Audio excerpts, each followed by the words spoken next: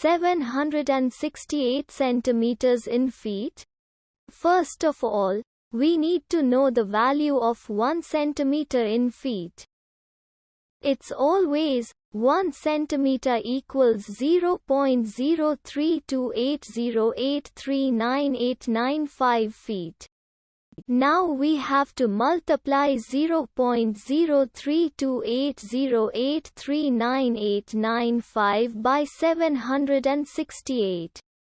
Therefore, 768 centimeters times 0.03280839895 feet equals 25.1968503936 feet.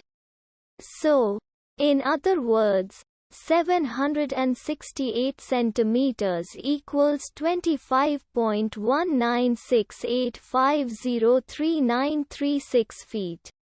We hope you have enjoyed this video. Please like and subscribe to our channel for more videos like this.